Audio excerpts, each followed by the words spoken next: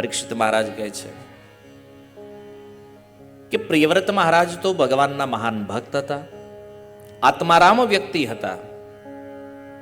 કથમ મુને, હે સુખદેવજી, તમે મને ઈ કહો કે કેવી રીતે ગૃહસ્થ જીવનમાં રહેતા રહેતા કર્મબંધ પરાભવ, એમણે કર્મબંધનને ક્ષીણ કર્યું છે. કર્મબંધન ક્ષીણ કરી અને એમણે મુક્તિને કેવી રીતે પ્રાપ્ત કરી. તો પ્રિયવ્રત મહારાજને ગૃહસ્થ બનવું નહોતું, પણ બ્રહ્માજી આવી અને પ્રિયવ્રત મહારાજને સમજાવ્યા કે જો સૃષ્ટિની રચના કરવી આ ભગવાનનો આદેશ છે, ભગવાનની આજ્ઞા છે, અને એટલા માટે તમે ગૃહસ્થ બનો. પ્રિયવ્રત મહારાજે 2 વિવાહ કર્યા. પહેલી પત્ની જે છે એનાથી 1 કન્યા અને 10 પુત્ર થયા. વિશ્વકર્માની પુત્રી બરહિષ્મતી, જે પ્રિયવ્રત મહારાજના પત્ની છે, એનાથી ઉર્જસ્વતી નામની 1 કન્યા થઈ, અને 10 પુત્રમાંથી 3 પુત્ર કવિ, મહાવીર અને સવન, આ 3 બ્રહ્મચારી થયા. અને બાકીના જે 7 પુત્ર છે એ 7 દ્વીપના રાજા થયા. જો આ પ્રિયવ્રત મહારાજ છે ને એ આખા ભૂમંડળના રાજા હતા, ખાલી પૃથ્વીના નહીં, સંપૂર્ણ ભૂમંડળ. અને પ્રિયવ્રત મહારાજે ભૂમંડળને 7 ભાગમાં વહેંચ્યું. એને વહેંચવું નહોતું, પણ ઓટોમેટિક વહેંચાઈ ગયું. કારણ કે સૂર્યદેવ જ્યારે ભુવનકોશની પરિક્રમા કરે તો પ્રિયવ્રત મહારાજે જોયું કે બ્રહ્માંડના 1 ભાગમાં અંધારું રહે છે. તો એણે શું કર્યું? સૂર્યની પાછળ પાછળ રથ ચલાવ્યો પોતાનો. તો વિચાર કરો, એ પ્રિયવ્રત મહારાજ કેવા સામર્થ્યવાન વ્યક્તિ છે. સૂર્યની પાછળ ચાલવું એટલે સૂર્યની પાછળ 7 પરિક્રમા. અને સૂર્ય ભગવાને જોયું કે હારું રાત થતી નથી, આ પ્રોબ્લેમ શું છે? જોયું તો પ્રિયવ્રત મહારાજ એની પાછળ પાછળ રથ ચલાવે. એને દ્વિતીય સૂર્ય સમાન તેજસ્વી છે. સૂર્યદેવે કીધું આવું હું કામ કરો છો? બોલે તો તમે એ કે હાલો છો, એક બાજુ અંધારું રહે છે, એક બાજુ પ્રકાશ આવે છે બ્રહ્માંડમાં. તો સૂર્ય ભગવાન કે હું મારો રૂટ થોડોક બદલી નાખું છું હાલવાનો, પણ તમે વાહે હાલવાનું બંધ કરો. તો પ્રિયવ્રત મહારાજ કે જો તમે રૂટ ચેન્જ કરશો તો હું નહીં હાલું તમારી વાહે.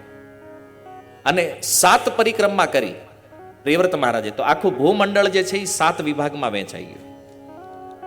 અને એ 7 દ્વીપ થયા. એમાં સૌથી પહેલો દ્વીપ જે થયો એનું નામ થયું જંબુદ્વીપ. જંબુદ્વીપ જેની આસપાસ ખારા પાણીનો સમુદ્ર થયો. ત્યારબાદ બીજો થયો પ્લક્ષદ્વીપ, જેની આજુબાજુ શેરડીના રસનો સમુદ્ર છે. હવે અહીંયા થોડુંક મનને આમ પકડી રાખજો, કારણ કે નગર શેરડીના રસનો સમુદ્ર થોડો હોય કે આ બધું તો હવે પછી હાવ અને આ ઘણા લોકો જો સુખદેવજીનું આ વર્ણન છે. અને 7 દિવસમાં જે પરીક્ષિતને મૃત્યુ પામવાનું છે, તો એની સામે ગંગા તટે આ સુખદેવજી ગપ મારવા બેઠા નથી. જે લખ્યું છે ભાગવતમાં એ અક્ષરશઃ સત્ય છે. આપણે નથી જાણતા, એ આપણો પ્રોબ્લેમ છે. બાકી સુખદેવજી તો અસત્ય શું કામ બોલે? આત્મારામ વ્યક્તિ છે. કારણ કે સુખદેવજી જાણે છે આખા બ્રહ્માંડને. આપણે એક દેશને નથી જાણતા પૂરા. ભારતના એવા અમુક રાજ્યો છે જ્યાં જે આપણે ગયા નહીં હોય. તો બીજો છે પ્લક્ષદ્વીપ, એના ફરતે શેરડીના રસનો સમુદ્ર થયો. ત્રીજો છે શાલ્મલી દ્વીપ, એના ફરતે મદિરાનો સમુદ્ર છે. ચોથો છે કુશદ્વીપ, એના ફરતે ઘીનો સમુદ્ર છે. 5મો છે ક્રોંચ દ્વીપ, એના ફરતે દૂધનો સમુદ્ર છે, જેને આપણે ક્ષીરસાગર કહીએ છીએ. દેવતાઓને જ્યારે જ્યારે સમસ્યા થાય અને જે ક્ષીરસાગરના તટે પ્રાર્થના કરવા જાય છે. 6થો છે શાકદ્વીપ, જેના ફરતે છાશનો સમુદ્ર છે. અને 7મો છે પુષ્કર દ્વીપ, એના ફરતે મીઠા જળનો સમુદ્ર છે. તો આ રીતે જે 7 પુત્ર હતા એ 7ને એક એક દ્વીપના રાજા બનાવ્યા છે. સૌથી મોટા પુત્ર જે છે આગ્નિત્ર, એ જંબુદ્વીપના રાજા થયા છે. જંબુદ્વીપ એટલે જ્યાં આપણે રહીએ છીએ, આપણો દ્વીપ જે છે ને એ જંબુદ્વીપ છે. અને તમે રામાયણમાં સાંભળ્યો છે, લવકુશ જ્યારે રામાયણ ગાય છે, જંબુદ્વીપે ભરતખંડે આર્યાવર્તે, હે એક નગરી છે પવિત્ર જેનું નામ અયોધ્યા છે. તો આ આપણું એડ્રેસ છે પાકું. જંબુદ્વીપ, એમાં ભારત વર્ષ અને એમાં આર્યાવર્ત. આ આપણું એડ્રેસ છે ઓરી. તો આપણે જે દ્વીપમાં છીએ એ છે જંબુદ્વીપ. જંબુદ્વીપના રાજા મહારાજ આજ્ઞિદ્ર થયા અને પૂર્વચિતી નામની અપ્સરા સાથે એમના વિવાહ થયા, જેનાથી 9 પુત્ર પ્રાપ્ત થયા છે. તો મહારાજ આજ્ઞિદ્રએ શું કર્યું? આ જંબુદ્વીપના 9 ભાગ કર્યા.